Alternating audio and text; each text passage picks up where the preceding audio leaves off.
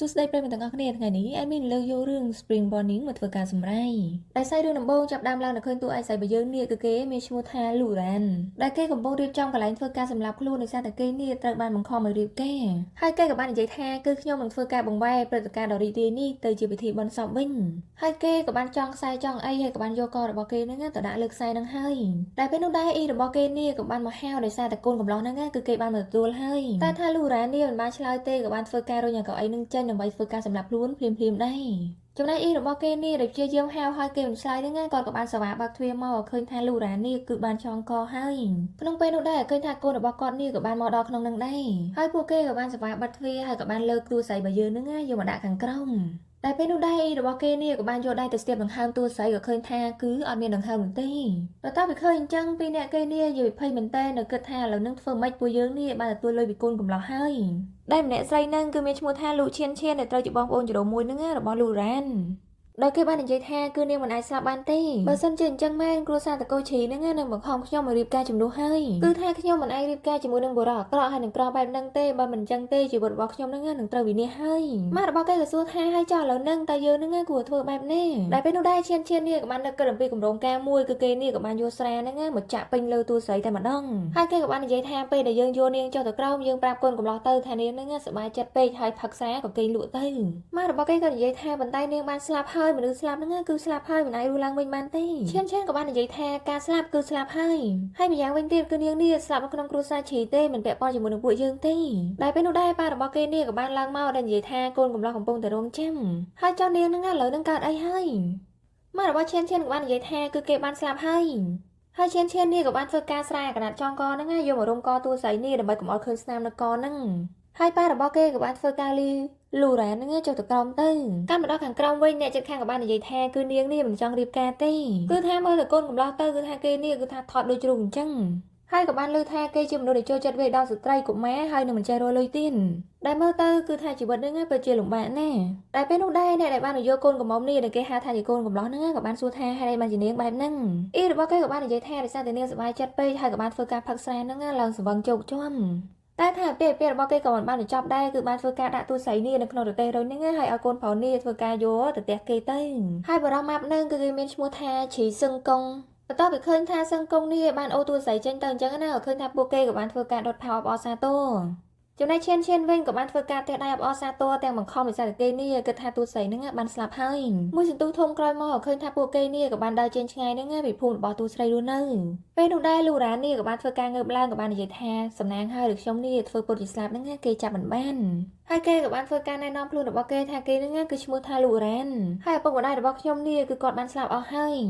យតែទីបំផុតខ្ញុំក៏បានចូលរៀននៅមហាវិទ្យាល័យប៉ុន្តែថាពួកគេក៏បានបង្ខំខ្ញុំមកឈប់រៀនព្រោះថាខ្ញុំនេះគឺបានតម្លៃថ្លៃកូនកំមុំហ្នឹងគឺថ្លៃខ្ពស់ដោយខ្ញុំនេះត្រូវបង្ខំរៀបការជាមួយបរិសជាងដៃនៅភូមិមួយហើយជាចុងក្រោយខ្ញុំអាចធ្វើការចាកចេញពីគ្រួសាររបស់ពូមីរបស់ខ្ញុំហើយតែពេលនោះដែរសឹងហ្វឹងនេះក៏បាននិយាយថាប្អូនស្រីប្អូនហ្នឹងពិតជាចូលចិត្តផឹកស្រាណាតែពេលនោះដែរគេក៏បានឈឺបាត់ជើងហើយក៏បានធ្វើការទុកទួស្រីហ្នឹងនៅកន្លែងហ្នឹងហើយគេនេះក៏បានដើរទៅមកខាងតែពេលនោះដែរឃើញថារទេះទួស្រីដីលើនេះគឺថាក៏បានធ្វើការរអិលចូលមកក្រោមហើយគេក៏មានអាការក៏បានធ្វើការរត់ចេញពីកន្លែងហ្នឹងភ្លាមទៅបន្ទាប់ពីឃើញបែបហ្នឹងសឹងកុងនេះក៏បានព្យាយាមស្រែកហៅហើយក៏បានស្វែងរត់តាមដែរប៉ុន្តែឃើញថាគេនេះគឺរត់មិនតាន់ទេដែលពេលនោះដែរលូរ៉ានេះក៏បាននិយាយថាគឺគ្រួសាររបស់ពូមីងរបស់ខ្ញុំហ្នឹងគឺថាយ៉ាប់ណាស់ប៉ុន្តែថាឥឡូវនេះគឺពួកគាត់កាន់តែអាក្រក់ទៀតដោយសារតែខ្ញុំហ្នឹងឥឡូវនេះបានស្លាប់ហើយពួកគេនៅតែចង់យកខ្ញុំនេះទៅរៀបការជាមួយនឹងអ្នកដទៃដើម្បីបញ្ឆោតគេទៀតប៉ុន្តែយ៉ាងណាក៏ដោយគឺខ្ញុំនេះមានសេរីភាពហើយឥឡូវនេះមួយសន្ទុះក្រោយមកឃើញថាលូរ៉ានេះក៏បានធ្វើការរត់ហ្នឹងមកដល់កន្លែងមួយប៉ុន្តែថាគេនេះក៏សួយដែរក៏បានធ្វើការបើកទ្វារចូលទៅឃើញថាជាកន្លែងធ្វើការចាប់ចម្រិតក្មេងហើយលូរ៉ានក៏បាននិយាយថាខ្ញុំគ្រាន់តែឆ្លងកាត់ទេដូច្នេះហើយខ្ញុំនឹងសុំទៅវិញហើយតែថាពេលនោះមេគេក៏បានមកដល់និយាយថាកុំឲ្យនាងទៅអីហើយក៏បានធ្វើការចាប់ទូស្រីនឹងចងជាមួយពួកក្មេងៗនឹងដែរទៅដែលពេលនោះដែរពួកគេ3នាក់នេះក៏បាននិយាយគ្នាថាពួកនឹងគឺថាលក់ម្នាក់ហ្នឹងដឹងបានថ្លៃហើយតែក៏ឮថាមានក្មេងស្រីម្នាក់គឺយំពេកគេក៏បានធ្វើការមកវាយហើយនិយាយថាតែឯងហ្នឹងហ៊ានយំទៀតគឺយើងនេះនឹងសម្រាប់ឯងហើយប៉ុន្តែពេលនោះដែរឃើញថាលូរ៉ានេះក៏មានកំបត់ធ្វើការអាវខ្សែដៃហ្នឹងក៏បានរួញហើយពួកគេក៏បានធ្វើការស្រាយគ្រប់គ្នាហើយក៏បាននាំគ្នាហ្នឹងរត់ដោយស្ងាត់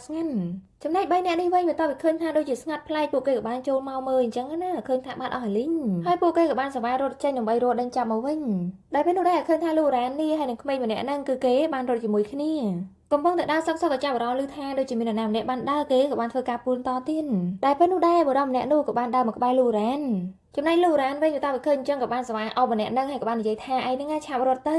ៅតែពេលនោះដែរបុរសម្នាក់នោះក៏បាននិយាយថាជាស្រីល្អទេហើយបានចាប់ក្មេងហ្នឹងយកទៅលក់អញ្ចឹងគឺថាអ្នកហ្នឹងនឹងស្លាប់យ៉ាងសាហាវ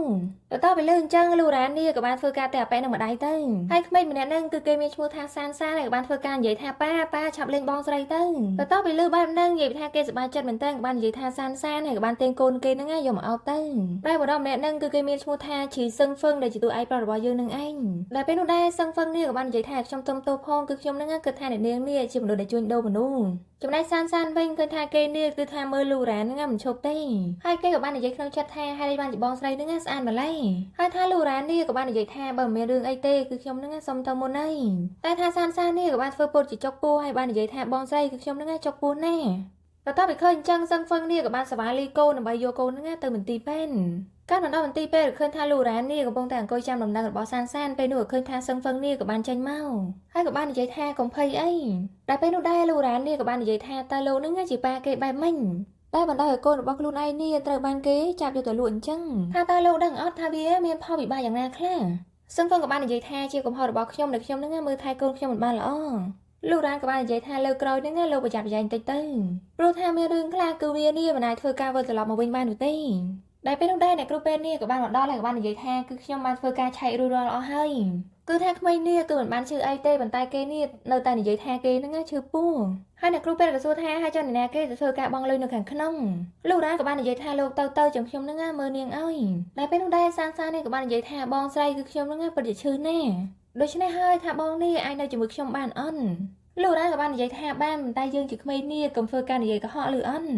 សានក៏បាននិយាយថាបើអញ្ចឹងមានន័យថាបងស្រីមិនចូលចិត្តខ្ញុំមែនលូរ៉ានក៏បាននិយាយថាអត់ទេគឺឯងជាក្មេងគួរឲ្យស្រឡាញ់ដូច្នេះហើយគឺបងនឹងចូលចិត្តឯងសានក៏បាននិយាយថាមែនអីបងដោយសារតែអ្នករកគ្នាគេមិនចូលចិត្តខ្ញុំទេគឺការវិបាករបស់ខ្ញុំលូរ៉ានក៏បាននិយាយថាដូច្នេះហើយចាប់ពីថ្ងៃនេះតទៅគឺថាមានបងម្នាក់ដែលស្រឡាញ់ឯងដែរចំណែកសឹងហ្វឹងវិញបន្ទាប់ពីឃើញពីរនាក់គេនេះអង្គុយនិយាយគ្នាហើយសប្បាយរីករាយអញ្ចឹងក៏ឃើញថាគេនេះក៏សប្បាយចិត្តដែរបន្ទាប់ពីពួកគេដើរចេញមកក្រៅហើយនេះសានក៏បាននិយាយថាបងស្រីបងនឹងទៅផ្ទះជាមួយយើងទៅសឹងហ្វឹងក៏បាននិយាយថាសុំទោសផងប្រហែលជាក្មេងថ្ងៃនេះគឺផិតភ័យពេកគេនឹងនិយាយរឿងច្រើនបន្ទាប់ពីឃើញអញ្ចឹងលូរ៉ាននេះក៏បាននិយាយថាចាំបងនឹងឈឺម្លេងឯងនៅពេលក្រោយតែថាសាននេះបានព្រមទេក៏បាននិយាយថាអត់ទេបើសិនជាបងទៅនឹងពូរបស់ខ្ញុំនេះគឺថានឹងឈឺទៀតហើយដែលពេលនោះដែរឃើញថាបងថ្លៃរបស់សឹងហ្វឹងនេះក៏បានមកដល់និយាយថាសានឯងនឹងមិ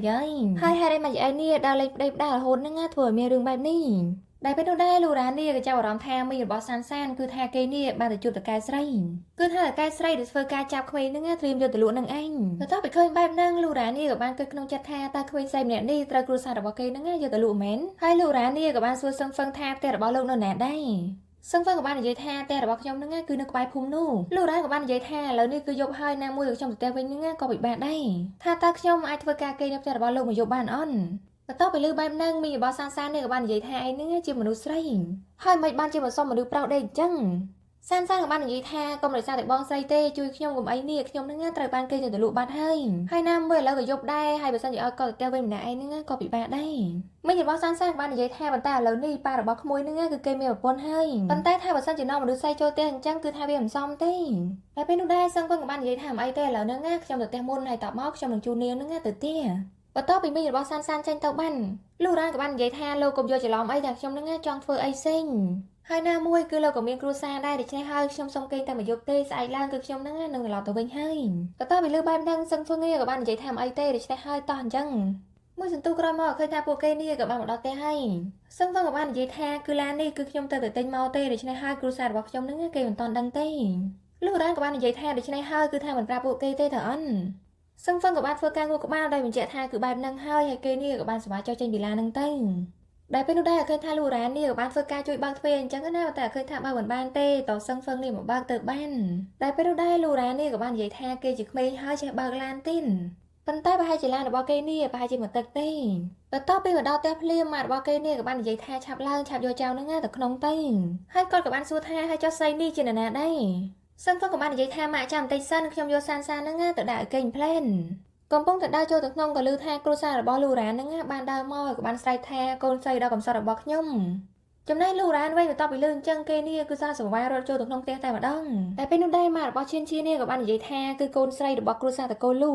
កាលពីព្រឹកមិញគឺនាងនេះបានចាកចេញពីគ្រួសាររបស់ខ្ញុំគឺនាងមិនអីទេប៉ុន្តែល្ងាចនេះគឺថានាងត្រូវបានសម្លាប់ហ្នឹងឯងដោយគ្រួសាររបស់លោកស្រីម៉ាក់របស់សឹងហ្វឹងក៏បាននិយាយថាអ្នកស្រីមកចំពេលហើយគឺថាខ្ញុំហ្នឹងចង់សួរថាឥឡូវហ្នឹងកូនកំមុំហ្នឹងនៅណាព្រោះថាអ្នកស្រីនេះគឺបានយកលុយពីខ្ញុំហើយមិនអញ្ចឹងឯងដែលពេលនោះដែរឈៀនឈៀនក៏បាននិយាយថាម៉ាក់ដោយសារតែនាងស្លាប់ហើយប្រហែលជាគ្រួសាររបស់គេនេះគឺមិនចង់ឲ្យមានបញ្ហាទៅពួកគេនិយាយថានាងហ្នឹងគឺបានរត់បាត់ហើយ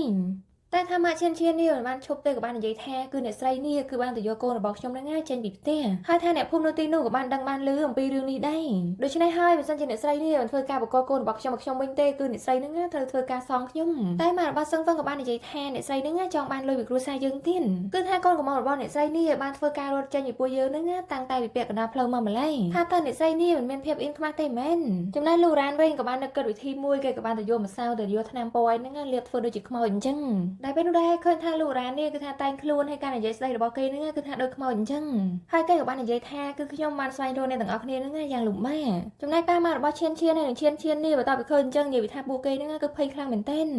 លោករ៉ានក៏បាននិយាយថាការដែលអ្នកទាំងអស់គ្នាធ្វើបែបហ្នឹងគឺអ្នកទាំងអស់គ្នាគិតថាវាជាយុត្តិធម៌មែនចំណែកឈៀនឈៀនវិញគឺថាគេនេះក៏បានស្វែងរកចេញពីកន្លែងហ្នឹងទៅចំណែកម៉ាក់របស់ឈៀនឈៀនក៏បាននិយាយថាគឺមីងនេះព្យាយាមរកគ្រូសាដ៏ល្អហ្នឹងសម្រាប់ឯងហើយគាត់ក៏បានយកលុយម្ដុំនេះឲ្យទៅឲ្យលោករ៉ានហើយក៏និយាយថានេះគឺជាបណ្ដាការរបស់ឯងហើយមួយវិញទៀតគឺថាជាច្រើនឆ្នាំនេះគឺមីងហ្នឹងជាអ្នកចិញ្ចឹមឯងដូច្នេះហើយឯងហ្នឹងមិនគួរណាមិនធ្វើមិនដឹងគុណមីងនោះទេដែលពេលនោះដែរឃើញថាលោករ៉ាននេះក៏បានធ្វើការយកលុយហ្នឹងដែរហើយមីងពូគេហ្នឹងក៏បានធ្វើការរត់ដោយសារតែពូគេនេះគឺខ្លាចពេកបន្ទាប់ពីពូមីងចាញ់ទៅបាត់លោករ៉ាននេះក៏បាននិយាយថាសឹងហ្វឹងគឺខ្ញុំហ្នឹងរៀបការជាមួយលោកនេះគឺមិនមែនដោយការស្ម័គ្រចិត្តនោះទេដូច្នេះហើយអនុញ្ញាតឲ្យខ្ញុំនេះធ្វើការនិយាយគ្នាបន្តិចមកហើយបន្ទាប់មកខ្ញុំនឹងធ្វើការបង្វែរលុយហ្នឹងទៅឲ្យលោកវិញបន្ទាប់ពីលើបែបហ្នឹងបងថ្លៃរបស់សឹងពឹងនេះក៏បាននិយាយថាឯងហ្នឹងចង់និយាយអំពីអីគឺថាគាត់នេះជាប្តីរបស់ខ្ញុំទេបន្ទាប់ពីលើអញ្ចឹងសឹងពឹងនេះក៏បាននិយាយក្នុងចិត្តថាការពិតទៅអ្នកដែលត្រូវរៀបការជាមួយនឹងនាងហ្នឹងគឺថាជាខ្ញុំហើយគេក៏បាននិយាយថាគឺខ្ញុំទេគឺជាសឹងពឹងបន្ទាប់ពីលើអញ្ចឹងលោករ៉ានេះក៏រៀងភ្ញាក់ផ្អើលដែរដោយសារតែសឹងពឹងហ្នឹងគឺថាគេនេះជាបរិយាសង្ហាម្នាក់នេះ